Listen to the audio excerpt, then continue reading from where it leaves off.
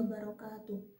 Perkenalkan, nama saya Eki Nur Salma Agustiasi dari Program Studi Pendidikan Bahasa Indonesia semester 5 dengan NIM 4042217. Izin memaparkan hasil analisis saya untuk tugas mata kuliah kajian buku teks yang diampu oleh Bapak Ihsan Wahyudi, Magister Pendidikan.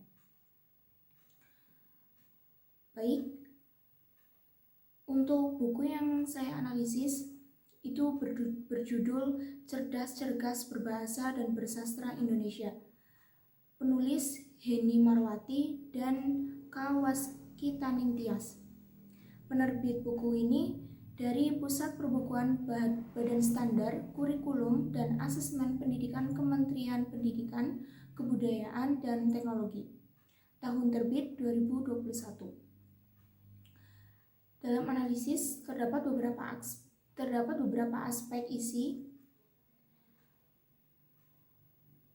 yang terkandung dalam aspek isi, mulai dari kesesuaian dengan kurikulum.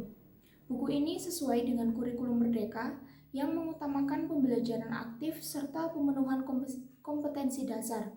Dalam buku ini mencakup berbagai kompetensi dasar yang sesuai dengan standar pendidikan, kemampuan memahami teks argumentasi, mengidentifikasi kalimat fakta dan opini, serta keterampilan menulis dan berbicara. Misalnya, pada bab mengenai berita, buku ini menyertakan kompetensi inti yang mengharuskan siswa menyajikan berita inovasi yang menghibur berdasarkan hasil wawancara atau sebuah proyek flow.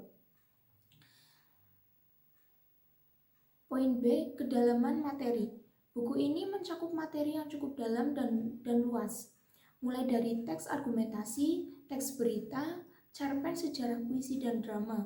Buku ini juga menyertakan nilai-nilai kehidupan yang dikemas dalam bentuk cerpen sejarah. Contohnya, dalam pembahasan mengenai nilai sejarah dalam cerita pendek. Buku ini tidak hanya membahas nilai-nilainya saja, tetapi juga meminta siswa untuk mengidentifikasi dan mengaplikasikan nilai kehidupan dalam sebuah cerpen sejarah. Poin C, yaitu keakuratan informasi. Informasi yang disajikan akurat dan didukung oleh referensi yang dapat dipercaya. Buku ini menghindari generalisasi yang berlebihan dan memberikan penjelasan yang mendetail.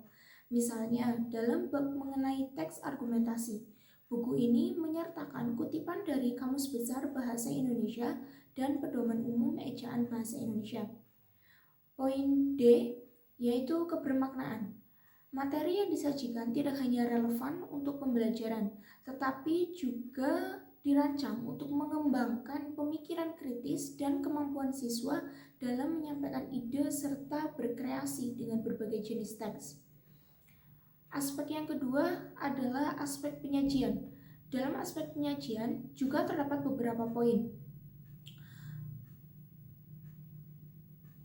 Yang pertama, buku ini disusun dengan alur yang terstruktur, dimulai dari pengantar setiap bab yang memberikan gambaran umum hingga latihan-latihan yang bertahap.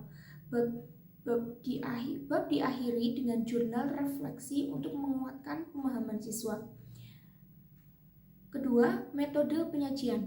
Dalam buku ini, penyajian yang disertai dengan berbagai kegiatan seperti diskusi kelompok, proyek, dan jurnal refleksi memungkinkan siswa aktif terlibat dalam proses pembelajaran.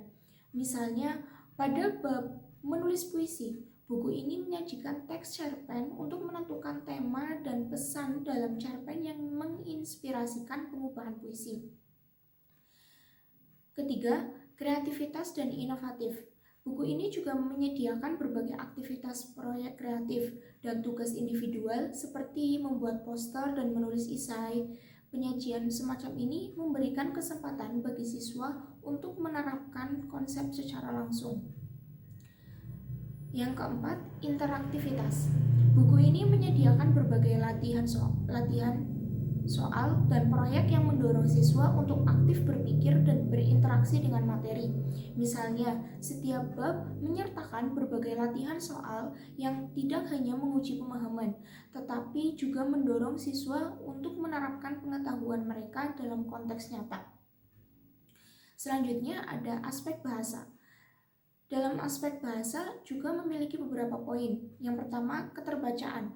Bahasa yang digunakan dalam buku ini jelas dan mudah dipahami oleh siswa kelas 11. Dengan menggunakan kosakata yang sesuai dan kalimat yang runtut, ini membantu siswa menangkap isi materi dengan lebih mudah. Kedua, kebakuan bahasa. Buku ini mengikuti kaidah kebakuan bahasa Indonesia yang baik dan benar, serta menggunakan istilah yang sesuai dengan bidang ilmu bahasa Indonesia. Misalnya, buku ini selalu menggunakan istilah baku seperti teks narasi dan teks deskripsi, sesuai dengan pedoman umum ejaan bahasa Indonesia. Yang ketiga, kekonsistenan istilah. Buku ini konsisten menggunakan istilah-istilah yang relevan dengan topik bahasa dan sastra, seperti teks argumentasi, teks persuasi, ide pokok, kalimat fakta, dan kalimat opini. Hal ini penting untuk menjaga pemahaman yang jelas bagi siswa, terutama dalam membedakan berbagai jenis teks dan unsur-unsur bahasa. Yang keempat, kejelasan. Bahasa yang digunakan jelas dan tidak ambigu, disesuaikan dengan tingkat pemahaman siswa SMA, sehingga tidak terlalu rumit namun tetap formal. Aspek yang terakhir adalah aspek kegrafikan. Dalam aspek ini juga memiliki beberapa poin. Yang pertama, desain yang menarik. Tata letak buku yang menarik dan teratur dengan pembagian ruang yang memadai antara teks, gambar, dan tabel. Ini membuat tampilan keseluruhan buku menjadi rapi dan mudah diikuti oleh siswa.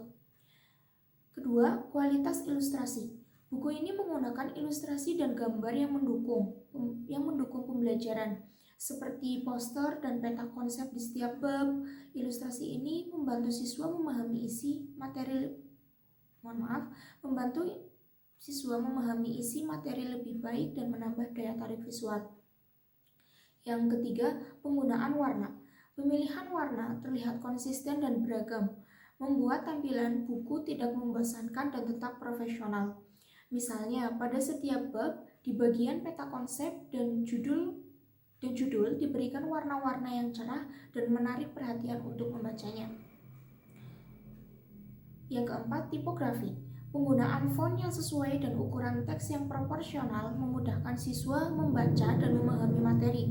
Buku ini juga menggunakan jenis huruf yang umum digunakan dalam buku pelajaran karena memberikan tampilan formal dan memudahkan mata dalam mengikuti alur teks, khususnya pada paragraf yang panjang.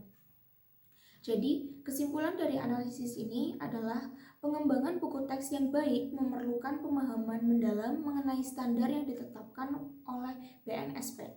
Standar ini mencakup aspek isi, penyajian, bahasa, dan kegrafikan yang harus dipenuhi agar buku teks dapat berfungsi efektif sebagai sumber belajar.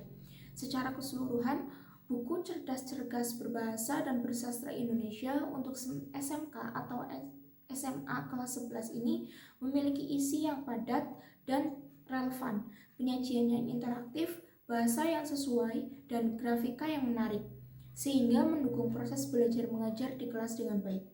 Mungkin itu saja yang dapat saya sampaikan. Kurang lebihnya mohon maaf.